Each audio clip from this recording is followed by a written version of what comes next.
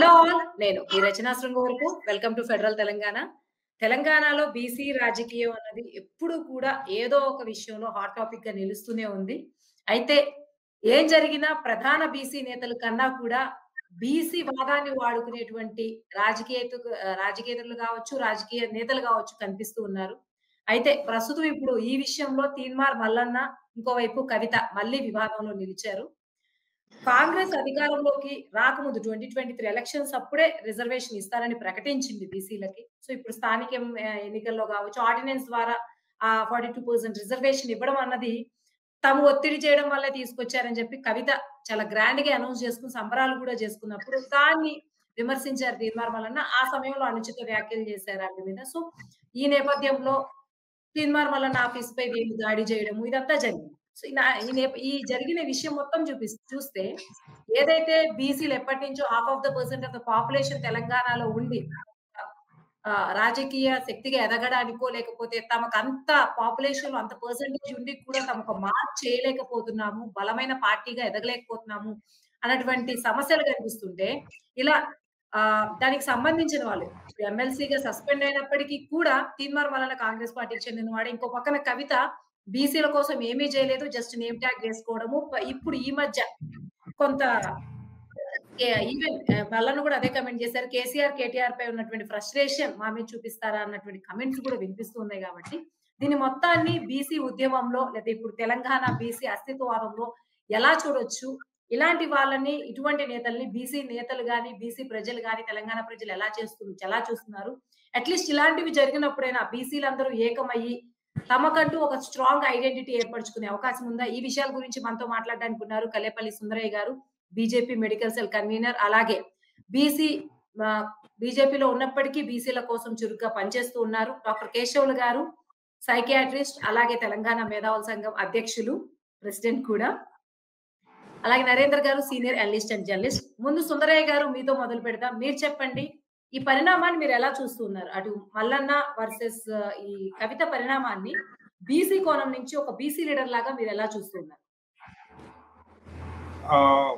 ఈరోజు ఈ 42% బీసీల రిజర్వేషన్ యొక్క అంశంలో కాంగ్రెస్ పార్టీ ఇంతో అంతో తన చిత్తశుద్ధిని నిరూపించుకోవడానికి చేసే ప్రయత్నంలో వాళ్ళు ముందడుగులో ఉన్నారని ఇతర పార్టీలు గమనిస్తున్నాయండి. అది అవునన్నా కాదన్నా ఆ విషయంలో అది నిజమే.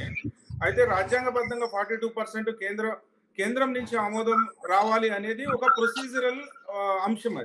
అది సెంట్రల్ గవర్నమెంట్ పర్వ్యూలో ఉంది. విధానపరమైన రాజ్యాంగపరమైన ఒక అంశాలను పరిగణలోకి తీసుకుని అది ఎప్పుడు దానికి చట్టబద్ధత కల్పిస్తారు అనేది అది పెండింగ్ లో ఉన్న ప్రాసెస్ లో ఉన్న విషయం.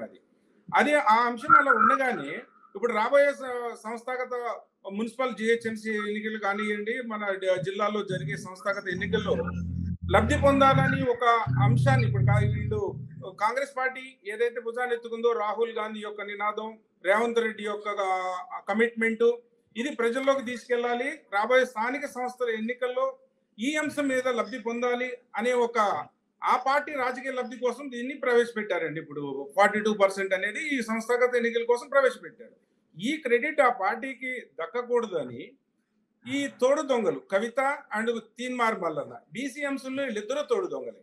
ఎందుకంటే బీసీ కోసం వీళ్ళు చేసింది ఏమీ లేదండి. ఫస్ట్ తీన్మార్ మల్లన్న దగ్గర నుంచి మనం మాట్లాడుకుంటే అసలు బీసీకి తీన్మార్ మల్లన్న చేసింది ఏంటి, లేదంటే సమాజానికి చేసింది ఏమిటి? ఆయన ఎన్ని పార్టీలు మారాడు? ఈ బీజేపీలో ఆయన అరెస్ట్ అయినప్పుడు బీజేపీలో నేను నా శాశ్వత స్థానం ఇదే అని చెప్పి మాట్లాడిన ఎన్నో మీడియా ప్రెస్ మీట్లు ఉంటాయి చూడండి. మీ డేటా బ్యాంక్ లో తీసి కూడా నేను నిరూపించగలుగుతాను. సమయం లేనందువల్ల అవన్నీ జరిగినాయి. బీజేపీ పార్టీలో కానీ ఇంకో పార్టీలో కానీ ఆయన పార్టీలు మారుకుంటూ ఎక్కడ అతని వ్యక్తిగత అభివృద్ధికి స్థానం ఉంటుందో అక్కడ కొంతసేపు స్టే అవుతాడండి. ఇప్పుడు కాంగ్రెస్ పార్టీ సస్పెండ్ చేసిన తర్వాత ఆ పార్టీకి రాజీనామా చేయాల్సిన అవసరం లేదు. పార్టీయే సస్పెండ్ చేసింది. ఆ పార్టీ ఇచ్చిన ఎమ్మెల్సీని అతను ఎందుకు అంటి పెట్టుకుని ఉన్నాడండి? ఒకవేళ ఈ కులగణన తప్పులు తడక ఇది బోగస్ రాంగ్ అని పేపర్లు చింపేసిన తీన్మార్ మల్లన్న ఆ చేసిన పనిలో చిత్తశుద్ధి నిజంగా ఉండి ఉంటే ఆ పార్టీ దానం చేసిన ఆ ఎమ్మెల్సీని రాజీనామా చేసి పోరాడొచ్చు కదండి. ఎందుకు రాజీనామా చేయడం లేదు ఇప్పటి వరకు? ప్రజలందరూ అడుగుతున్నారు. ఓకే. తీన్మార్ మల్లన్న బీసీ నినాదానికి నిజమైన అంకిత భావంతో డెడికేటెడ్ గా ఉంటే అతను కులగణన పేపర్లు చించి వేసిన ఆ ప్రక్రియ నిజమే ఉంటే అది అది నకిలీ ప్రక్రియ కాదు అని నిరూపించాలంటే, ప్రజలు నమ్మాలంటే ఇతన్ని ఆల్రెడీ నమ్మకం ఎప్పుడో కోల్పోయాడండి. అది నమ్మాలంటే ఇమ్మీడియట్ గా తక్షణం రాజీనామా చేయాలి. ఇప్పుడు మనం డిమాండ్ చేస్తున్నది కాదు. ఆ పేపర్లు చించిన రోజే ఫార్మెట్ లో అతను రాజీనామా చేసి ఈ ప్రక్రియకి పాల్పడి ఉంటే అతని మీద ఇంతో అంతో విశ్వాసం ఉండేదండి ప్రజలకి. బీసీలకి ఏమీ చేయకుండా నా నినాదం బీసీ అని తీన్మార్ మల్లన్న, అదే కోవలో అసలు బీసీకి ఎట్లాంటి సంబంధం లేని కవిత ఆవిడ ఎజెండా బీసీ అని భుజానేసుకోవడం, ఇప్పుడు అసలు అసలు ఈ నినాదాన్ని కొంచెం ముందుకు తీసుకెళ్తున్న కాంగ్రెస్ పార్టీకి ఎక్కడ క్రెడిట్ దొరుకుతుందో, ప్రజల్లో ఆమోదం పెరుగుతుందో అని ఆ విషయాన్ని డిస్టర్బ్ చేయడానికి తోడు దొంగలు ఇద్దరు కూడా. తోడు దొంగలు అంటున్నానంటే రవ్వంతో కూడా బీసీ యొక్క అంశాలను ఏనాడు ప్రస్తావించని ఈ ఇద్దరు మనుషులు కూడా ఈ ఈ ఈ ప్రక్రియను ప్రశ్నించే నైతిక హక్కు లేదండి. ఓకే. థ్యాంక్ యూ సుందరయ్య గారు. కేశవులు గారు మీరెలా చూస్తున్నారు ఈ పరిణామాన్ని? వీరిద్దరూ మళ్ళీ తెరపైకి రావడాన్ని ఎలా చూస్తున్నారు? తీన్మార్ మల్లన్న అండ్ కవిత. అంటే ఇద్దరు తోడు దొంగలు అనే విషయాన్ని నేను మల్లన్న విషయంలో నేను మాత్రం యాక్సెప్ట్ చేయట్లేదు. అంటే ఇప్పుడు వాళ్ళ పెద్దలు చెప్పినట్టు ఒక పార్టీ పరంగా చెప్పాడు, ఒక బీసీ వాదిగా మాత్రం దాన్ని నేను ఖండిస్తున్నాను. నాకు అతను చుట్టం కాదు, ఇతను చుట్టం కాదు. అయితే కాంగ్రెస్ ఎవరైనా రాజకీయంలో ఉన్నప్పుడు ఏదైనా ఒక పథకం తీసుకొచ్చినప్పుడు వాళ్ళ పథకాల ప్రయోజనమే రాజకీయ ప్రయోజనం. అందులో ఎవరికైనా తప్పదు. అది బీజేపీ చేసిన ముఖ్యమంత్రి నినాదం కూడా బీజేపీ చేసింది, అందుకే రాజకీయ ప్రయోజనాల కొరకే. అంటే చివరికి మనకు ఉపయోగపడుతుంది బీసీలకు. అయితే ఇక్కడ ఒక విషయం ఏంటంటే, ఇద్దరి మధ్య గొడవ అనేది ఈ దూషణలు భూషణలు భౌతికంగా దాడి అనేది చాలా వరకు మంచిది కాదు. పక్క రాష్ట్రాలలో ఉన్నటువంటి ఆ హింసా ప్రవృత్తి మన రాష్ట్రంలో రావడాన్ని మనం అందరం బీసీ వాదులుగా అంటే మనం ఖండించదగ్గ విషయమే. అయితే అక్కడ తీన్మార్ మల్లన్న మాట్లాడిన భాష కేసీఆర్ ఇచ్చినటువంటి ఒక పుస్తకములో ఉంది. అది మీరు అప్లై చేసుకునే విధానం బట్టి ఉంటుంది. ఒకవేళ అది తప్పే అనుకుందాం, నువ్వు చట్టరీత్యా చర్యలు తీసుకోవాలి. అది తప్పు అయితే ఆ చట్టరీత్యా వచ్చే చర్యలకు వీళ్ళు బాధ్యులు అవుతారు. కానీ అది ఒక నూనిడిగా ఉంది. దాన్ని పెద్ద సీరియస్ గా తీసుకొని దాడి చేయాల్సిన అవసరం ఉందా? ఒక ఎమ్మెల్సీ స్థాయిలో ఉన్న వ్యక్తి, చట్టం తెలిసిన వ్యక్తి చట్టరీత్యా చర్యలు తీసుకోకుండా దాడి చేయడము, మొన్న ఒక మహా న్యూస్ పై దాడి చేయడము, ఇప్పుడు ఇటువంటి ఛానళ్లపై ఇటువంటి అంటే ఒక రకంగా సమాజంలో గుర్తింపు ఉన్న వ్యక్తులపైనే దాడి చేస్తే, మీడియా పైనే దాడి చేస్తే రేపు వీళ్ళు మళ్ళీ అధికారంలోకి వస్తే ఏం చేస్తారు? నేను ఇంకొక విషయం చెప్తున్నాను. ఈ బీసీ నినాద విషయంలో తీన్మార్ మల్లన్న కాస్తో కూస్తో అవగాహన కల్పిస్తున్నాడు. బీసీల గురించి గట్టిగా మాట్లాడుతున్నాడు. ఒక బీసీ వారిగా కూడా మిత్రుడు అట్లా మాట్లాడకూడదు. నేను దాన్ని ఖండిస్తున్నాను, వేరే పార్టీ అయినా కూడా. అయితే ఒక విషయం, కవిత గారు బీసీలకు చేస్తున్నది ఏమిటి? ఎప్పుడైనా నేను గతంలో చెప్పాను, ఒక మానసిక వైద్య నిపుణిగా వాళ్ళ సైకలాజికల్ గా నేను ఏం చెప్తున్నానంటే వాళ్ళ గత చరిత్ర కూడా అవసరం. గత చరిత్రలో ఏ రోజైనా బీసీల గురించి న్యాయం చేశారా? ఏ ఒక్క బీసీ నాయకునికి అత్యున్నత పదవి ఇచ్చారా? 34% ఉన్న స్థానిక సంస్థల రిజర్వేషన్ 23 తీసుకువచ్చింది ఎవరు? ఎప్పుడైనా పార్లమెంట్ కి ఎవరైనా పంపారా? కనీసం ఇప్పటికైనా వాళ్ళ పార్టీ అధ్యక్షుని బీసీ వాని చేద్దామంటున్నారా? ఇంకా తీవ్రంగా ఖండించాల్సింది. ఆమెకు బీసీ గురించి మాట్లాడే నైతిక లేదు. ఎందుకంటే ఈ రోజు కూడా ఒక ఏబిఎన్ ఛానల్లో మాట్లాడుతూ ఏమంటుంది, నేను ముఖ్యమంత్రి కావాలనుకుంటుంది. 1% లేని వ్యక్తి అంటే తనకు ముఖ్యమంత్రి కొరకు బీసీలను పావుగా వాడుకుంటున్న విషయాన్ని వాళ్ళతో ఉన్నటువంటి పక్కన ఉన్నటువంటి బీసీ నాయకులు గుర్తించాలి. ఒక మహిళగా ఒక ఉన్నత వర్గానికి చెందిన ఆమె నేను ముఖ్యమంత్రి కావాలనుకుంటున్నా, నా టార్గెట్ అది అంటుంది. నేను బీసీలకు ఇస్తానన్నా. అసలు ఆమెకు బీసీల గురించి మాట్లాడే నైతికత ఉన్నట్లయితే ఖచ్చితంగా రాజీనామా చేసి నేను బీసీల కొరకు పోరాటం చేయండి. మీ పదవుల కొరకు పోరాటం చేస్తే రాజకీయ నాయకులు అవుతారు. ఇప్పుడు మేమేమో బీసీల పదవుల కొరకు మేమేం పోరాటం చేయట్లేదు. పదవుల కొరకు పోరాటం చేసే వాళ్ళంతా దుర్మార్గులే. థ్యాంక్ యూ కేశవులు గారు. నరేంద్ర గారు మీరు చెప్పండి. సుందరయ్య గారు గాని, కేశవులు గారు గాని ఇద్దరు బీసీల కోసం బీసీల జర్నీ చూస్తున్న వారు, అందులో పార్ట్ అయిన వాళ్ళు కాబట్టి ఈ సుందరయ్య గారేమో వాళ్ళిద్దరిని అపోజ్ చేశారు. తీన్మార్ మల్లన్ని కవితని. కేశవులు గారు మాత్రం మల్లన్న కొంతవరకు ఆనెస్ట్ అంటున్నారు. కానీ ఇప్పుడున్న నేపథ్యంలో జనరల్ గా బయట నుంచి చూస్తే మల్లన్న నిజంగానే కొంచెం బీసీ వర్గాలకు ఎందుకంటే చెందిన వాడు కాబట్టి కొంత చేస్తున్నాడని అనుకోవచ్చా? లేకపోతే వాళ్ళిద్దరిని మీరు ఒకే ఘాటున కట్టేస్తున్నారు. మీరేమనుకుంటున్నారు వాళ్ళిద్దరి గురించి? అంటే ఏ రాజకీయ పార్టీ అయినా కూడా రాజకీయ నాయకుడు అన్ని కూడా ఒక వర్గాన్నే లేకపోతే ఏదైనా విషయాలు ఎత్తినప్పుడు కేవలం రాజకీయ ప్రయోజనాలు మాత్రమే చూస్తారు. రాజకీయ ప్రయోజనాలు లేకుండా, లబ్ధి లేకుండా ఏ రాజకీయ పార్టీ కూడా ఏ విషయాన్ని కూడా ప్రస్తావిస్తామనుకోలేం. కేవలం బీసీలు మాత్రమే బీసీల గురించి పాటుపడతారు. బీసీలో అభివృద్ధి కోసం కృషి చేస్తారు. మిగతా వాళ్ళంతా వ్యతిరేకులు అనుకుంటూ కూడా అవసరం లేదు. రాజకీయ ప్రయోజనం ఉంటుంది అనుకుంటే ఎవరైనా సరే అందరినీ అందరం ఎక్కిస్తారు. వీళ్ళ వల్ల అనుకుంటే వాళ్ళని అని చేసే ప్రయత్నం చేస్తుంటారు. వాళ్ళ యొక్క రాజకీయ వ్యూహాలు వేరువేరుగా ఉంటాయి. అయితే వాటి రాజకీయాలని ఇవాళ ముఖ్యంగా ఈ ఇద్దరు వ్యక్తులు ఎవరుతున్నారో వాళ్ళిద్దరూ కూడా తమ రాజకీయ అస్తిత్వం కాపాడుకోవడానికి, ఉనికి కాపాడుకోవడానికి ఒక వేదిక కోసం ఆరాటపడుతున్న వారుగా వాళ్ళు వాళ్ళ గత కొన్ని నెలలుగా కొంతకాలంగా వారి యొక్క వ్యవహారం స్పష్టం అవుతుంది. వాళ్ళకి ఒక రాజకీయమైన స్థిరత్వం గాని, నిలకడ గాని వాళ్ళలో లేదు. అటువంటి వాళ్ళు వాళ్ళ ప్రయత్నాలు తప్పులేదు. వాళ్ళ వాదనలు వినిపించుకోవచ్చు. అది మంచిదా చెడ్డదా అనేది ఈ ప్రజాస్వామ్యంలో ప్రజలు నిర్ణయిస్తారు. లేకపోతే వాళ్ళ రాజకీయ భవిష్యత్తు నిర్ణయిస్తుంది. అయితే దానికి వాళ్ళు వాడే భాష కానీ, వాడేటువంటి హింసాయుత విధానం కానీ, దాడులు చేయటం కానీ ఇది మాత్రం ప్రజాస్వామ్యంలో ఎవరు చేసినా కూడా ఆమోదయోగ్యం కాదు. అది అందరూ కూడా ఖండించవలసిందే. ఒకరి మీద ఒకరు దాడులు చేయటం వలన, ఒకరికొకరు ఘర్షణలు దిగటం వలన, హింసాయుతమైనటువంటి దాడులు పాల్పడటం వలన ఏ విషయాన్ని కూడా సాధించలేదు. దానివల్ల ఉపయోగం ఉండదు. అది కేవలం తమ రాజకీయ ఉనికి కోసం, తమ రాజకీయ ప్రయోజనాల కోసం ఇటువంటి ఉద్రిక్త వాతావరణాలు రెచ్చగొట్టడం అనేది వాళ్ళకు కూడా ప్రయోజనం కాదని వాళ్ళు గ్రహించాలి. ఇవాళ కవిత ఆయన చెప్పినాడు, కవిత గాని మిగతా గాని వీళ్ళంతా కూడా ఎవరి కోసం పోరాడుతున్నారు, వాళ్ళ యొక్క కోసం వాళ్ళ జీవితాలంతా ఏదో చేస్తున్నారు అని మల్లన్న గాని లేదు. వాళ్ళ యొక్క ఉనికి, వాళ్ళ యొక్క public career in the public life అనుకోవచ్చు. కాపాడుకోవడం కోసం వివిధ సమయాల్లో వివిధ పార్టీలో చేరవచ్చు.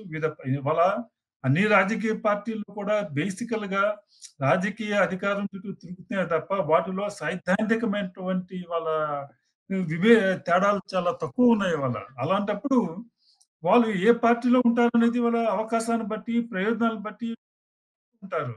దాన్ని మనం ఇవాళ సాధారణంగా అయిపోయింది. వాళ్ళ నిన్నటి వరకు అవినీతిపరుడిగా ముద్ర వేసిన వాళ్ళని కేంద్ర దర్యాప్తు ఏజెన్సీలు అరెస్ట్ చేసిన వాళ్ళని, జైల్లో పెట్టిన వాళ్ళని పార్టీ మారంగానే వాళ్ళ అవినీతి కేసులను ఎత్తివేసి వాళ్ళకి మంత్రి పదవులు, ఇతర పదవులు ఇచ్చి వాషింగ్ మిషన్ లాగా ఉన్నటువంటి సంస్కృతి దేశంలో డెవలప్ అయింది. కాబట్టి వాళ్ళ ఏ పార్టీలో ఎవరున్నారు అనేది ముఖ్యం కాదు. కవిత ఆమె అయితే తన సొంత పార్టీలో తన స్థానం కోసం, గుర్తింపు కోసం, అస్తిత్వం కోసం ఆమె పోరాడుతుంది. ఈయనైతే ఆయన కాంగ్రెస్ లో ప్రయత్నం చేశాడు, బీజేపీలో ప్రయత్నం చేశాడు, ఇప్పుడు సొంత పార్టీ పెట్టుకునే ప్రయత్నాలు చేస్తున్నారు. వాళ్ళ ప్రయత్నాలు వాళ్ళు చేసుకొని దానికి అది ప్రజలకు ఇబ్బంది కలిగించవచ్చు. ఎవరు ఎలాంటి రాజకీయ ప్రయత్నాలు చేస్తున్నా కూడా మన అభ్యంతరం ప్రకటించడం అవసరం లేదు. వారి ఎటువంటి విధానాలు అవలంబిస్తున్నారు, వాళ్ళ అనిపిస్తున్నటువంటి వాదనలు ఏంటనే మీద ప్రజలు నిర్ణయిస్తారు.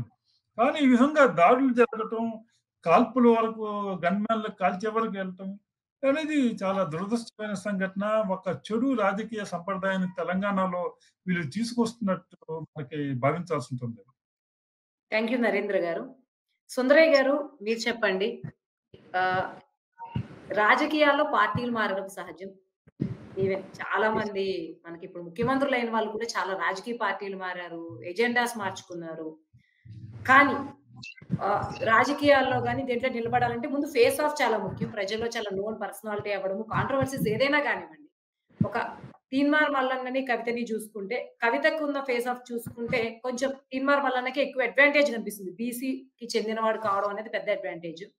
ఇంకొకటి ఏంటంటే తను ఏ కాంట్రవర్సీ చేసినా మాట్లాడే భాషలు తీవ్రంగా ఉండొచ్చు కానీ కొంత ఆ ఉద్వేగాన్ని, ఆ ఎమోషన్, ఆ హార్ట్ ఫీలింగ్స్ ని కలిగించేలా అతని స్పీచెస్ ఉంటాయి. సో ఫ్యూచర్ లో ఏమన్నా కేసీఆర్ ఎలా తెలంగాణ కోసం చేశాడు, ఒక ఉద్యమం చేసి ఒక నాయకుడిగా నిలబడ్డాడు, అట్లాంటి ఒక బీసీల కోసం అంత స్ట్రాంగ్ ది, ఎందుకంటే కాంగ్రెస్ కూడా కొంత దూరం పెడుతుంది కాబట్టి ఈ నేపథ్యంలో ఏమన్నా దీన్ని అడ్వాంటేజ్‌గా తీన్మార్ మల్లన్న తీసుకునే ఛాన్సెస్ ఉన్నాయా? లేకపోతే ఇట్లాగే అటు ఇటు కాకుండా ఉండిపోతాడా? ఓవరాల్‌గా రచన గారు తీన్మార్ మల్లన్న విషయం స్పెసిఫిక్‌గా అడుగుతున్నారు కాబట్టి అతని యొక్క నైజం టెండెన్సీ నేను 4 మా వాక్యాల్లో చెప్పాలనుకుంటున్నాము. ఆయన పూర్తిగా క్రెడిబిలిటీ కోల్పోయిన వ్యక్తి ఇప్పుడు. కాంగ్రెస్ లాంటి ఒక నేషనల్ పార్టీలో అది మొత్తం దేశంలో ఒక ఫ్యూ స్టేట్స్‌లో ఉన్నా కూడా గుర్తింపు అనేది నేషనల్ పార్టీ. అలాంటి పార్టీలో పర్టిక్యులర్‌గా ఇప్పుడు అధికారంలో ఉన్న ఈ రాష్ట్రంలో కాంగ్రెస్ పార్టీ పిలిచి పిల్లనిచ్చినట్టుగా ఇతనికి ఎంతో మహామహులు, మేధావులు ఇంకా సీనియర్స్ ఉండగా కూడా బీసీ వాదనో లేకపోతే ఇంకొక సామాజిక సొసైటీలో సంబంధించిన విషయాలని గొంతెత్తి చాటుతున్నాడు. ఒక జర్నలిస్టు ఒక ఛానల్ పెట్టుకున్నాడు, యూట్యూబ్ ఛానల్ అయినా కూడా ప్రశ్నిస్తున్నాడు అనే అంశం మీద తొందరగా ఇతనికి అట్రాక్ట్ అయ్యి ఇతనికి ఎమ్మెల్సీ ఆఫర్ చేసి ఎమ్మెల్సీగా కూర్చోబెట్టారు. ఇతను ప్రశ్నిస్తున్న ఈ ప్రాసెస్ కార్యక్రమం ప్రతి న్యూస్ ఛానల్లోను ప్రతి మీడియాలోను శాటిలైట్స్ కానివ్వండి ఇవి కానివ్వండి అన్ని వేదికల మీద అందరూ ప్రశ్నిస్తున్నారు. ఒకళ్ళు పెద్ద స్థాయిలోను ఒకళ్ళు మీడియం గాను ఒకళ్ళు కొంచెం తక్కువలోను ఉండగానే కొన్ని సామాజిక అంశాలు ప్రతి వాదనని ప్రజల్లోకి తీసుకెళ్లే కార్యక్రమం ఎంటైర్ మీడియా డిజిటల్ మీడియా కానివ్వండి ప్రింట్ మీడియా కానివ్వండి పొద్దునేది మనం లేచి పేపర్ చదివినప్పుడు కూడా దాంట్లో అనేక అంశాలు జర్నలిస్టులు సంపాదకులు ఎడిటర్లు వాళ్ళ యొక్క ఉద్దేశాలు సమాజం పట్ల చాలా పెద్ద స్థాయిలో ముందు తీసుకెళ్తున్నారు. అది ఇతను ఎప్పుడు కూడా నిలకడలేని మనస్తత్వం మొత్తం విలువలు కోల్పోయిన వ్యక్తిగా ఇప్పుడు నిలబడ్డాడు.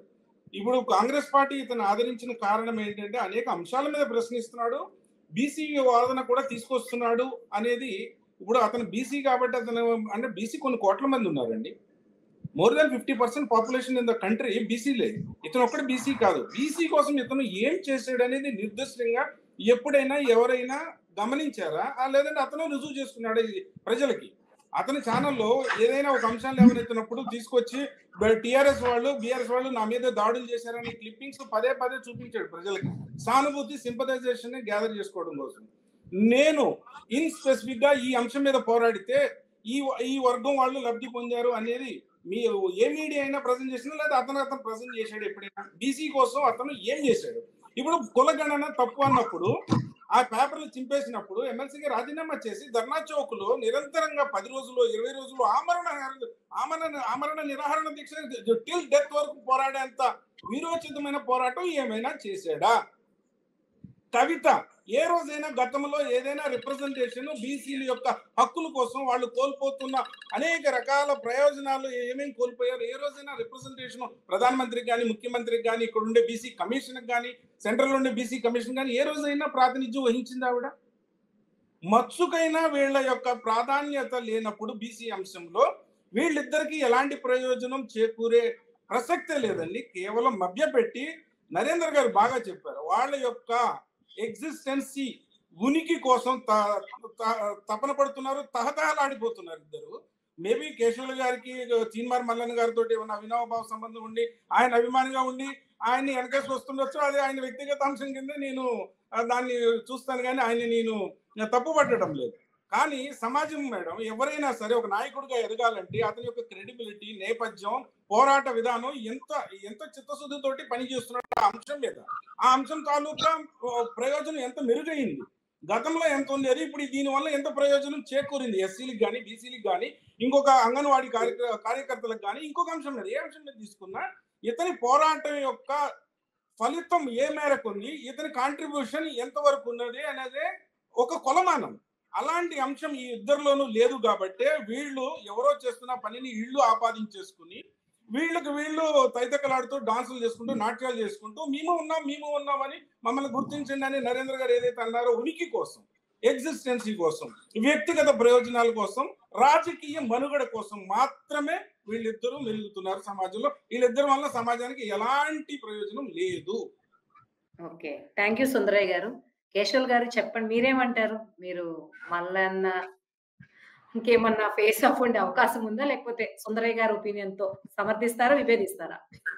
100% విభేదిస్తాను. రాజకీయంగా మాత్రం కొంతవరకు కరెక్టే చెప్పవచ్చు. ఫైట్ ఫర్ ఎగ్జిస్టెన్స్ అనేది మానవ మనుగడ కొరకు పోరాటం అనేది తప్పదు.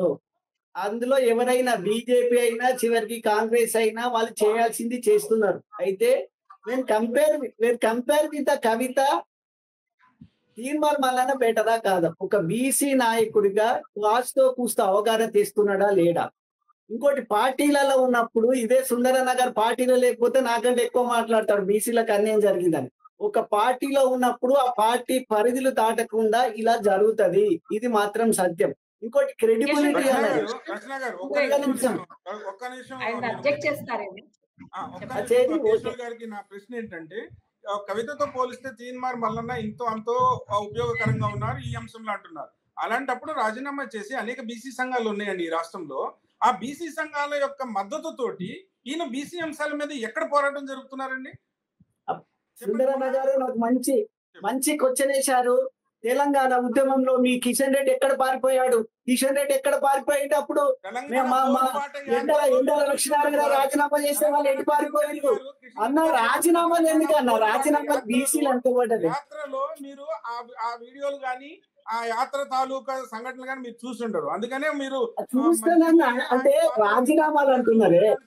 తీర్మార్ మల్లన్న వచ్చిన తర్వాత కాస్తో కూస్తో బీసీ వాదం గురించి చర్చ జరుగుతున్నది, కాదనలేని సత్యం. పెద్దలు కూడా ఒప్పుకుంటారు.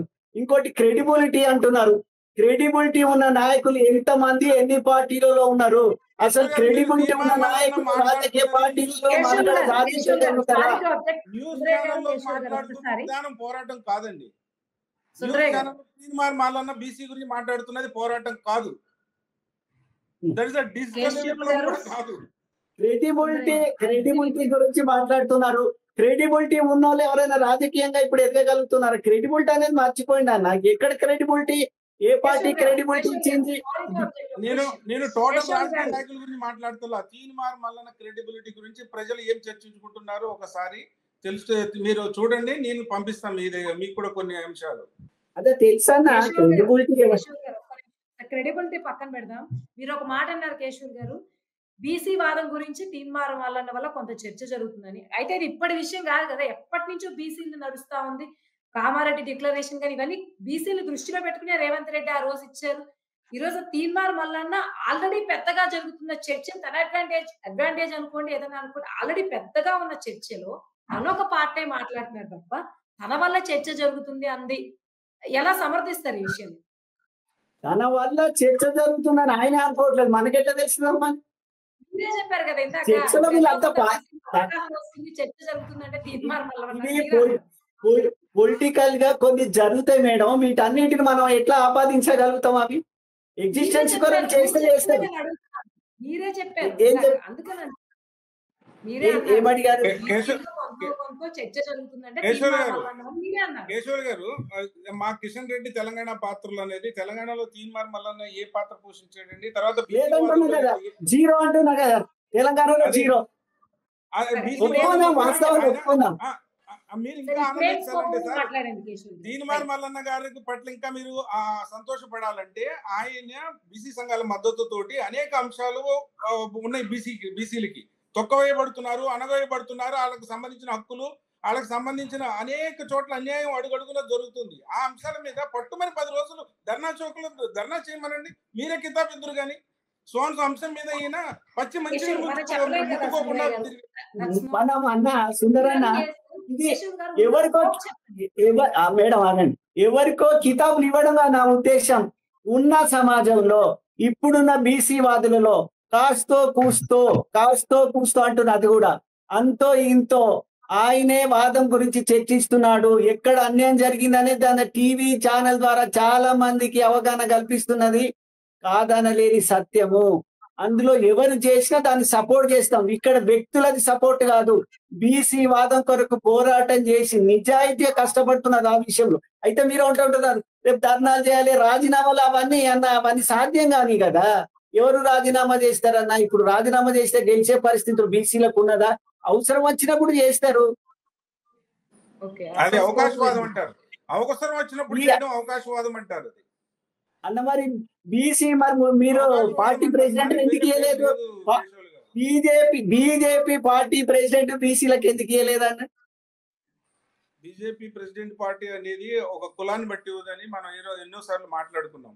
పార్టీ యొక్క నిర్మాణము, సంస్థాగత నిర్మాణము కులం ఆధారితంగానో లేదంటే ప్రాంతం ఆధారితంగానో ఉండదండి. మరి మీరు దానికి వాజ్పేయి మోదీ గారిని మా బీసీ నాయకులు డిక్లేర్ చేయొద్దు అన్న సుందరన్న. గతంలో మా ప్రధానమంత్రి మోడీ బీసీ అనొద్దు అన్న. అట్లా బీసీ అని ఎందుకు అంటున్నారు మోడీని? బీసీ అని అనకూడదు కదా. అధ్యక్షుడు కాలేదా చెప్పండి? నేనేమంటున్నాను, బీసీడీ ప్రధానమంత్రి అనకూడదు కదా. మాట్లాడాలంటే మాట్లాడండి, తప్పలేదు. కానీ ప్రజలకు తెలిసిన నిజం, బండి సంజయ్ బీసీ అధ్యక్షుడు అయ్యాడు ఒకసారి. అంటే అవును, మధ్యంతరం ఎందుకు తీసిరు మరి?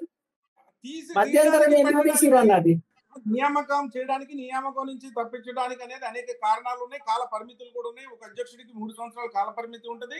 అతని తర్వాత కాల పరిమితి కాకుండానే కాల పరిమితి అంటే 70 ఏళ్ళ మోడీ కూడా కాల పరిమితి స్థాయిలో ఆయన్ని చూడాలి అనే ఒక పాజిటివ్ దృక్కోణంలోని తర్వాత నియామకం ఇప్పుడు మనం కిషన్ రెడ్డి గారి నియామకం. సుందరయ్య గారు, కేశవులు గారు, మనం ఇప్పుడు అసలు టాపిక్ లో ఉన్న దాంట్లో కేశవులు గారు స్కోప్ అంటే గతం ఏదైనా కానీ రాజకీయ నాయకులు ఎప్పుడు ఏ టర్న్ అవుతుందో తెలియదు. కానీ ఇప్పుడున్న పరిస్థితుల్లో అసలు ఎవరు బీసీలకి ఫేస్ ఆఫ్ రావట్లేదు కదా. అందుకనే మల్లన్నకి ఛాన్సెస్ ఉన్నాయా, స్కోప్ ఎంత వరకు ఉంది, పాజిటివ్ ఉండొచ్చు, నెగిటివ్ ఉండొచ్చు, ఎవరో ఒకటి కనపడుతున్నారు కదా. మీరు అన్నట్టు ఒక చర్చ. అంటే మీరు ఇంతవరకు ఒకటి అన్నారు కదా, తెలంగాణ ఉద్యమంలో కేసీఆర్ లాగా ఈ తీర్మార్ మల్లలు అవుతారంటే నేను నమ్మను. తీర్మార్ మల్లన్న ఒక్కడే పాత్రలో ఒక పాత్ర మాత్రమే, తనే అన్ని అనేది కాదు. ఏ ఉద్యమంలో గతంలో వేరు, బీసీలలో కేవలము ఒక తీర్మార్ మల్లనే బీసీలకు న్యాయం చేస్తాడు అనట్లేదు. బీసీలకు చాలా మంది నాయకులు వస్తారు, చాలా మంది ముందుకు వస్తారు. ఇంకా భవిష్యత్తు ఉంది, ఇంకా వచ్చే ఆస్కారం ఉంది. అంటే ఇప్పుడు ఆల్రెడీ ఆ ఫీల్డ్ లో ఉండి కాస్తో కూస్తో దాని గురించి తెలిసిన వ్యక్తిగా, అవును రాజకీయంగా ఉన్నాడు కాబట్టి ఆయన కూడా నేను గొప్పని కావాలనేది చర్చ ఉంది. ఆయన కూడా కావాలనే కోరిక ఉంటుంది. ఆ కోరిక లోపల ఇది ఎట్లాగా అడ్వర్టైజ్ లాగా, మార్కెటింగ్ లాగా ఇవన్నీ చర్చలు జరుగుతాయి. సార్ అన్నట్టు ఎగ్జిస్టెన్స్ కొరకు కొన్ని చేస్తుంటాం. అయితే ఇది ఎగ్జిస్టెన్స్ కొరక అంటే ఆయన మొదటి నుంచి ఆయన ప్రవర్తన కొద్దిగా తెలంగాణ మాండలికం వాడింది కదా. ఇవన్నీ కేసీఆర్ వాడిన పదాలే. కేసీఆర్ ఇంతకంటే ఘోరంగా మాట్లాడేది కదా. దీని మీద ఇంత చర్చ, ఇంత దాడులు అవసరమా? చర్చ దూషణం చేస్తే మరి ఇంకోటి చేయాలి. నరేంద్ర గారు ప్రస్తావన చేసినట్టు కేవలం ఉనికి తప్ప ఇంకోటి లేదు. ఉనికి కోసమే అంటే వీళ్ళందరూ వీళ్ళిద్దరు ఉనికి కొరకు చేస్తున్నది. కవిత ఎక్కువ ఉనికి కొరకు అయితే అండి. కవితకి ఏ సంబంధం అండి? ఆమె రాజీనామా చేయమంటారు. నేను నిజామాబాద్ నుంచి ప్రాతినిధ్యం చేస్తున్న కవిత గారు నిజాయితీగా ఉన్నట్టయితే she should resign from our MLC seat. అట్లా చేస్తే నేను కూడా దండం పెడతాను కదా, మంచిదే మా మేడం. ఐడెంటిటీ ఎప్పుడైతే క్రైసిస్ లో పడుతుందో ఇతరులు బాగా మనుగడలో ఉన్న అంశాలు వీళ్ళు పూసుకుంటున్నారు. వీళ్ళకంటూ ఒక కొత్త నినాదం విధానం లేదండి. ఇద్దరికి కూడా ఒక దిశానిర్దేశాలు ఉన్న ఒక ఎజెండా వీళ్ళకి లేదు. ఎక్కడైతే బాగా పాపులర్ అవుతుందో ఒక పాయింట్ వీళ్ళు పూసుకుంటున్నారు తప్ప వీళ్ళ యొక్క ఐడెంటిటీ క్రైసిస్ ని ఓవర్కమ్ అవడానికి, అధిగమించడానికి లేదు. మొదటి నుంచి తీర్మార్మాలన పట్టుకొచ్చిందే బీసీ నినాదం అన్న. బీసీ తోటి వీళ్ళు ఎందుకు మనం అంత ఆమెతో కంపారిజన్ చేసి మన బీసీ నాయకుడి స్థాయిని తగ్గించవలసిన అవసరం లేనే లేదు. అది నేను యాక్సెప్ట్ చేయను. మీరు ఆర్ కృష్ణయ్య గారు ఇతర సంఘాలు చేసిన వాళ్ళంతా ఎందుకు పనికిరాని సంఘాలని మీ ఉద్దేశమా? ఏముందన్న ఒక్కటే నిమిషం, ఒక్కటి కరెక్ట్. 1 మినిట్ 4 దశాబ్దాల పాటు అడుపెరగని పోరాటం చేసి జాతీయ పార్టీలు కూడా ఆయన గుర్తించి అనేక రకాల పదవులు ఆయనకి అంటగట్టి ఆయన గౌరవిస్తుంటే ఆయన చేసిన పోరాటాలకు విలువ కూడా నిన్న లేదు మొన్న తూతూ మంత్రంగా ఈ తీర్మానం వల్ల అన్న గొప్పోడైపోయాడా? అది మీ అభిప్రాయం అన్న. వినండి, అది మీ అభిప్రాయం. బీజేపీలో ఉన్నందుకు మీరు సమర్థిస్తారు, తప్పేం కాదు. బీసీ నాయకులను కూడా ఆయనకి ఇచ్చే గౌరవం ఆయనకి ఇస్తున్నాను. అయితే మొన్న ఏదో కేబినెట్ మీటింగ్ ఆగానే పోయి షార్వల్ కప్పి దండలు కట్టి ఫోటో సెషన్ చేస్తున్నారు. ఇది తప్పు. ఈ ఫోటో సెషన్ల వల్లే బీసీలకు అన్యాయం జరుగుతుంది. రేపు తీర్మార్ వలన చేసిన తప్పే, రేపు ఆర్ కృష్ణయ్య చేసిన తప్పే, అవసరానికి పార్టీలు మారడం తప్పే. నేను ఒకటే ఆర్టికల్ మొన్న రాసి నాయకత్వానికి కొదవలే. నాయకులు మన దగ్గర చాలా మంది నాయకులు ఎక్కువయ్యారు, నాయకత్వం లేదు. మందకృష్ణ మాదిగా చూసుకొని బీసీ నాయకులు సొయ్యి తెచ్చుకోవాలని పెద్ద ఆర్టికల్ రాశాను. వీళ్ళకి సొయ్యి లేదు, ఎవరికైనా లేదు. అంటే included Teenmar Mallanna, included Jajula, included Krishnaiah, వీళ్ళకి సొయ్యి లేదు. త్యాగం చేసిందా? 30 ఏళ్ళు త్యాగం చేసిండు మందకృష్ణ మాదిగా. అది బీజేపీ సపోర్ట్ చేసిందా, కాంగ్రెస్ చేసిందా నాకు అనవసరం. బట్ ఈ sacrificed entire 30 years of valuable time that is important ఇక్కడ మనకు. మందకృష్ణ పనికిరాని గురించి అట్లా చేయమంటున్న వీలైనా ఎవరు తక్కువ చూడరండి, కానీ బీసీలో అందుకనే బీసీ అందరూ ఆ ఆమోదించారు. కృష్ణ లేకనే కదా బాగా కృష్ణ 30 ఏళ్ళ నుంచి అయితే ఈ బాధ ఎందుకు వస్తుంది? ఆ పార్టీ వాయే కాంగ్రెస్ వాయే టీడీపీ వాయే వైఎస్ఆర్ వాయే బీజేపీ వాయే ఏ వాళ్ళు ఉంటుంది? కపట ప్రేమ. ఓకే కేశవ్ గారు, సుందరయ్య గారు, ప్రేమనే. నరేంద్ర గారు మీరేమనుకుంటారో చెప్పండి ఇప్పుడున్న స్కోప్ లో అంటే మీరేమనుకుంటారు? ఇవాళ ఉన్నటువంటి పొలిటికల్ ఎన్విరాన్మెంట్ లో క్రెడిబిలిటీ గురించి కానీ ఉద్యమాల గురించి ఇవాళ అలాంటి నాయకులు ఎవరు దాదాపు పార్టీలో కూడా లేరు. ఉద్యమాల ద్వారా వచ్చిన వాళ్ళు కూడా ఇవాళ చాలా మంది ఎమ్మెల్యేలు ఎంపీలంతా కూడా రియల్ ఎస్టేట్ గా ప్రైవేట్ కంపెనీల ద్వారా సీట్లు పార్టీలో కొని మంత్రి పదవులు సీట్లు పొందుతున్నారు బహిరంగంగా మనం చూస్తున్నాం. అదే కేవలం ఒక బీసీ నాయకుడు పార్టీ అధ్యక్షుడు ఉంటేనో ముఖ్యమంత్రి అయితేనో ప్రధానమంత్రి అయితేనో బీసీలకి మేలు జరుగుతుంది, బీసీ అనుకూల విధానాలు వస్తాయని మనం చెప్పలేము. అదే విధానపరమైన మార్పు రావాలి, ఆలోచన విధానంలో మార్పు రావాలి, వ్యవస్థలో మార్పు రావాలి. ఉదాహరణకి కేంద్రంలో బీసీ చెప్పుకునే ఆయన ప్రధానమంత్రి ఉన్నప్పుడు కూడా మొత్తం ప్రధానమంత్రి కార్యాలయంలో కేంద్ర మంత్రివర్గంలో పెత్తనం చేస్తున్న బీసీలు కాదు. ఇదే ప్రధానమంత్రి కార్యాలయం ద్వారానే సుప్రీంకోర్టులో బీసీ కులగణనకు వ్యతిరేకంగా అఫిడవిట్ కూడా వేయించడం జరిగింది. మళ్ళీ రాజకీయ అవసరాలు వచ్చి ప్రభుత్వం బీసీ కులగణన కోసం ఒప్పుకోవాల్సి వచ్చింది. కాబట్టి ప్రజల్లో ఒత్తిడి అల్టిమేట్ గా ప్రజల నుంచి ఎటువంటి ఒత్తిడి వస్తుంది, దానివల్ల ఎటువంటి రాజకీయ ప్రయోజనం ఉంటుంది అని ప్రజలు సందేశం గ్రహిస్తారు. దాన్ని బట్టే రాజకీయ నాయకులు మారుతూ ఉంటారు, విధానాలు మార్చుకుంటారు. ప్రజల్లో మనం ఏం చేసినా చెల్లుబాటు అవుతుంది, మనం ఎంత చేసినా కూడా వాళ్ళు మనకు మద్దతు ఎవరు, మనకు దగ్గర రారు అనే అభిప్రాయం ఉన్నప్పుడు ఎంత బలమైనటువంటి బీసీ నాయకులు కీలకమైన పదవుల్లో ఉన్నా కూడా ఏం చేయలేరు. కాబట్టి అల్టిమేట్ గా ప్రజాస్వామ్యంలో ప్రజాశక్తి ఏదైతే అంటామో ప్రజల యొక్క అభిప్రాయం, ప్రజల్ని అభిప్రాయం సమీకరించడం ద్వారా విధానపరమైన మార్పులు, ఆలోచనలో మార్పులు తీసుకోవడానికి సాధ్యమవుతుంది. అటువంటి ప్రయత్నాలు జరగాలి. అయితే వాళ్ళు నాయకులు వాళ్ళ పేపర్ టైగర్స్ గా ఉండి వివిధ లాబింగ్ ద్వారా మంత్రి పదవులు పొందుతున్న వాళ్ళు వాళ్ళ పబ్లిక్ లైఫ్ లో రాణిస్తున్నారు. చాలా పార్టీలో ఈ పార్టీ ఆ పార్టీ అని మనం చెప్పుకోవడం అవసరం లేదు.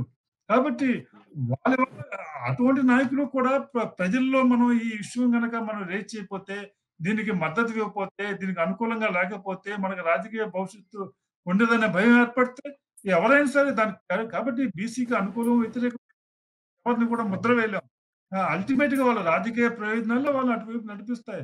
వాళ్ళ కవిత 10 సంవత్సరాల తర్వాత బీసీ అని నినాదం ఎత్తుకోవాల్సి వచ్చింది. ఆమె బీసీ అని మాట్లాడితే రాజకీయంగా ఏదో ఒక స్టాండ్ దొరుకుతుంది, ఒక ఉనికి ఇంపార్టెన్స్ వస్తుందని ఆమె వచ్చారు. లేకపోతే వచ్చే పరిస్థితి ఉండదు కదా. కాబట్టి దాన్ని అల్టిమేట్ గా ప్రజల్లో ఉన్నటువంటి చైతన్య విధానాల మీద మార్పు తీసుకొచ్చేందుకు దోహదం చేస్తుంది. థ్యాంక్ యూ నరేంద్ర గారు. ఓవరాల్ గా చర్చ ముగింపుకు వచ్చాం. ఇప్పుడున్న నేపథ్యంలో ఏమన్నా ఈ పరిణామం వల్ల ఇప్పుడు బీసీల విషయంలో వీళ్ళిద్దరూ వ్యక్తిగతంగా కొంత పోతున్న పరిణామ క్రమంలో దీన్ని ఎలా తీసుకోవచ్చు అన్న దాని గురించి మీ ముగ్గురు మాట్లాడారు. అటు కవితకు గాని, ఇటు మల్లన్నకు గాని ఇద్దరు కూడా చిత్తశుద్ధితో చెయ్యట్లేదు అంటే ఫుల్ ఫ్లెడ్జ్డ్ గా అని చెప్పి తేల్చేశారు. ఇది వ్యక్తిగత రాజకీయ ప్రయోజనం. ఈ నేపథ్యంలో కొంత కేశవ్ గారేమో హోప్ఫుల్ గా ఒక స్ట్రాంగ్ బీసీ లీడర్స్ ఫ్యూచర్ లో వస్తారని చెప్పారు. ఇప్పటికీ తెలంగాణ వచ్చే ఇంతకాలం గడిచిపోయిన తర్వాత ఇప్పటి వరకు ఎవరు కనిపించడం అంటే స్ట్రాంగ్ పొలిటికల్ పార్టీ పెట్టి అట్లీస్ట్ స్ట్రాంగ్ అపోజిషన్ పార్టీ పెట్టే దాంట్లో కూడా లేరు. పార్టీలో ఉన్న వాళ్ళే ఎవరైతే మెయిన్ పార్టీస్ ఉన్నారో వాళ్ళే తిరుగుతున్నారు తప్ప బీసీల కోసం we are not seeing any individual unique people అయితే చూడలేకపోతున్నాం. సో ఫ్యూచర్ లో కొంచెం బీసీ వాదాలు వెనక నుంచైనా వినబడుతున్న తరుణంలో నెక్స్ట్ ఎలక్షన్స్ కైనా వచ్చే అవకాశం ఉందా, లేకపోతే ఇలా ఒక ఫేస్ ఆఫ్ వేరే వాళ్ళ ముఖాలతోనే బీసీ వాదం కనబడుతుంది? దీని గురించి ఏమనుకుంటున్నారు? కన్క్లూజన్ ఫస్ట్ సుందరయ్య గారు మీరు కన్క్లూడ్ చేయండి. రచన గారు, ఇప్పుడు జరుగుతున్న ఈ బీసీ 42% అంశం మీద రాబోయే రోజుల్లో చట్టసభల్లో 100% అమలు కావాలనే ఒక పాయింట్ మీద ముందుకు వెళ్ళాలి అంటే ఈ కాంగ్రెస్ ప్రధానమైన పాత్ర వహించాల్సిందేనండి. ఇప్పుడు ఈ స్థానిక ఎన్నికల్లో 42% అమలు చేస్తామని హామీ ఇచ్చిన అంతవరకు సంతోషం. దానికి రాజ్యాంగబద్ధమైన చట్టబద్ధత కల్పించడం కోసం కేంద్రంతో కోఆర్డినేషన్ లో ఉండి అన్ని వర్గాల్ని పరిగణలోకి తీసుకుని దీన్ని ముందుకు తీసుకెళ్తే తప్ప ఇది ఈ బీసీ యొక్క రాజ్యాంగపరమైన అంశాలు ప్రయోజనాలు చేకూరే సందర్భం దగ్గర పడుతుంది. అయితే ఈ బీసీ వాదాన్ని ప్రాతినిధ్యం వహించడానికి ఇద్దరు మాత్రం తగిన వ్యక్తులు కాదనేది నా బలమైన అభిప్రాయం. ఎందుకంటే ఎంతో చరిత్ర కావాలండి. ఒక అంశాన్ని భుజాన్ని వేసుకుని ప్రజలకి న్యాయం చేకూరాలి, ప్రజా జీవితంలో ఆ అంశం మీద బతికి ఉండాలి 4 కాలాల పాటు అంటే వీళ్ళకి ఎంతో చిత్తశుద్ధి, ఎంతో విశ్వాసం పొందాలి ప్రజల నుంచి ఆ అంశం పట్ల. ఇప్పుడు తెలంగాణ కోసం సకల జనులు ఎంతో పోరాడారు, ఎలాంటి అలుపెరగని పోరాటం చేశారు, ఎంతో మంది అమరవీరులు బలిదానాలు అయ్యారు. అది ఒక అంశం. తెలంగాణ రాష్ట్ర సాధన అనేది ఒక సింగిల్ ఎజెండా అంశం అది. అట్లాగే ఈ బీసీ వాదన కానివ్వండి, రేపొద్దున ఇంకొక సామాజిక అంశం కానివ్వండి, పోరాటం చేసే వ్యక్తులకి చిత్తశుద్ధి కానీ ప్రజల్లో విశ్వాసం పొందే గుణగణాలు కానీ ఉండాలి. వీళ్ళిద్దరికి అలాంటివి లేవు. ఇప్పుడు మీకు తెలుసు, కవిత ఐడెంటిటీ క్రైసిస్ తోటి బాధపడుతుంది. 4 రోడ్ల జంక్షన్ లో ఉండి నేను పార్టీ పెట్టాలా, ఎటువైపు వెళ్ళాలని ఒక ధోరణిలో ఉంది. వాళ్ళ కుటుంబ కలహాల మధ్య ఈ దాడులు జరగటం, ఈ దిగజారుడైన కామెంట్లు మల్లన చేయటం ఆవిడ మీద, ఒక మహిళ మీద, అది ఏమాత్రం కూడా ఆమోదించదగ్గ పరిణామం కాదు. అతను బీసీ గురించి సాధించాలని ఒక పట్టుదల ఉన్న నాయకుడై ఉంటే కాంగ్రెస్ పార్టీలోనే ఎమ్మెల్సీగా ఉన్నప్పుడు నాయకుల్ని ఒప్పించి ఆ పోరాటం ఆ పార్టీలోనే సాధన దిశగా చేసి ఉండాలి. రూలింగ్ పార్టీలో ఉంది కాబట్టి అతను ఎంతో అంత సాధించడానికి ఉపయోగపడే వేదికగా అతనికి ఉండేది. అతనికి ఏంటి వ్యక్తిగత అభివృద్ధి అక్కడ జరగట్లేదు, వ్యక్తిగత లబ్ధి పొందలేకపోతున్నాడు కాబట్టి ఈ అంశాన్ని సాకుగా చూపించి ఆ పేపర్లు చింపేసి బయటకు వచ్చి ఇప్పుడు ఏదైతే బాగా మనుగడలో ఉందో ఆ అంశాన్ని భుజాన్ని ఎత్తుకునే ఒక నిలకడ లేని మనస్తత్వం గల ఈ వ్యక్తి వల్ల ఈ సమాజానికి ప్రయోజనం లేదండి. రాబోయే రోజుల్లో బీసీలకి తగిన న్యాయం చేసిన పార్టీకి తప్పనిసరిగా ఆమోదం కానీ దాన్ని ప్రజలు భుజాన్ని ఎత్తుకునే సందర్భం ఉంటుంది. ఓకే, థ్యాంక్ యూ సుందరయ్య గారు. కేశవ్ గారు మీరు కన్క్లూడ్ చేయండి. లాస్ట్ ఒక సెంటెన్స్ చెప్పారు, బీసీలకు న్యాయం చేసే పార్టీకే ఈ దేశంలో ఈ రాష్ట్రంలో స్థానం ఉంటుంది. అది మాత్రం పక్కా, అది వాళ్ళకు అన్నిటికీ అప్లై చేస్తారు. ఇంకోటి, వీళ్ళు కోఆర్డినేషన్ తోటి 9th షెడ్యూల్లో చేర్చాలన్నారు. వీళ్ళకి ఎందుకు కోఆర్డినేషన్ చేయాలి? మీకు బాధ్యత లేదా? బీజేపీ 8 మంది ఎంపీలు ఉన్నారు కదా, వాళ్ళు కూడా బాధ్యత తీసుకొని వీళ్ళు చక్కగా చేస్తామని మీరు నిరూపించుకోవచ్చు కదా. దానికోసమే కేశవులు గారు నేను చెప్పినప్పుడు డిస్టర్బ్ చేస్తాను. చెప్తున్నాము, కులగణన యొక్క పరమార్థం, నేను చెప్పేదాకా అంతిమ లక్ష్యం దాని గురించి. అంతేగాని ఎప్పుడో రేవంత్ రెడ్డి లాంటి సీఎం వస్తాడు, అయ్యో అన్న ఎట్లా పార్టీ ఎదురు చూసే నరేంద్ర సార్ ఏం చెప్పారు? 2022లో పార్లమెంటులో బీసీల కులగణన అసాధ్యం అని చెప్పింది మీ వాళ్ళే. ఇంత మాట మార్చడానికి అమలుకి జీవో కూడా జారీ అయింది కేశవులు గారు. తర్వాత జీవన్ పక్కన పెట్టానా ఇంట్లో మీరు ఇదే పార్టీకి ఇట్లనే మాట్లాడండి, నాకేం పని లేదు. నేను ప్రతిదీ బీజేపీ చేసిన తప్పులు చెప్పగలుగుతా, 100 తప్పులు చెప్పగలుగుతా, 100 మంచి చెప్పగలుగుతా. బీజేపీ చేసిన 100 మంచి ఉన్నాయి, 100 తప్పులు చెప్పగలుగుతా, ప్రతి చెప్పగలుగుతా, నిజం చెప్తాం. తటస్థులుగా as a neutral person, neutral citizen గా ఏం చెప్తున్నానంటే, అప్పుడు తప్పు చేసినా ఇప్పుడు మంచి చేసినందుకు మేము కృతజ్ఞత ఉంటామన్నా. మీ బీజేపీ చేసినానికి సర్వదా భవిష్యత్తు మీదే. ఇలానే చేస్తే రేపు 9th షెడ్యూల్లో చేస్తే జీవితకాలం మీరే ఉంటారు. మాకేముందన్న, ఓట్లేసే వాళ్ళం కదా మేమంతా. ఇప్పుడు బీసీల పరిస్థితి ఓట్లేసే యంత్రాలు అయిపోయినాయి. మీరు న్యాయం చేయండి. అది కాంగ్రెస్ అయినా బీజేపీ అయినా ఎవరు చేసినా భవిష్యత్తులో బీసీలకు న్యాయం జరగాలి. అనాదిగా తొక్కబడ్డారు, 100 సంవత్సరాలుగా తొక్కబడ్డారు. అప్పుడు ఎడ్యుకేషన్ లేదు, సంస్కృతి అన్ని రకాలుగా తొక్కబడ్డాం. ఇప్పుడైనా విద్యలో ముందుకు పోతున్నాం కాబట్టి తెలిసిపోతుంది. కాబట్టి ఇకనైనా ఈ హైటెక్ యుగంలో కూడా న్యాయం చేయాలని కోరుకుంటాం. ఇంకొకటి మీరు చెప్పారు, ఈ 2 వ్యక్తులతో ప్రపంచంలో ఏం జరగదు. ఏ యుద్ధమైనా ఏదైనా ఒక వ్యక్తితో ప్రారంభం కావచ్చునేమో కానీ ఈ ఇద్దరే శాశ్వతం కాదు. ఇద్దరితో ఉద్యమం ముందుకు కానీ వెనక కాదు ఉండదు. అందులో పాత్రదారులు మాత్రమే, వీళ్ళే ముఖ్యులు కాదు. థ్యాంక్ యూ కేశవ్ గారు. నరేంద్ర గారు మీరు కన్క్లూడ్ చేయండి. ఎవరి ప్రయత్నాలు వాళ్ళు చూసుకుంటారు, ఎవరి రాజకీయ ఎత్తుగడలు, వ్యూహాలు, అవసరాలు వాళ్ళకు ఉంటాయి. అయితే ప్రజాజీవనంలో ఉత్సాహిత వాతావరణం కానీ వాళ్ళు నా చంపుతున్న ఒకరినొకరు ఆరోపణలు చేసుకోవటం, వాళ్ళు మాట్లాడే విధంగా ఒకరినొకరు మాట్లాడుకోవటం అనేది మాత్రం అది ప్రమాదకరమైన పరిణామం. అది మంచిది కాదు, అది వాళ్ళకు కూడా మంచిది కాదు.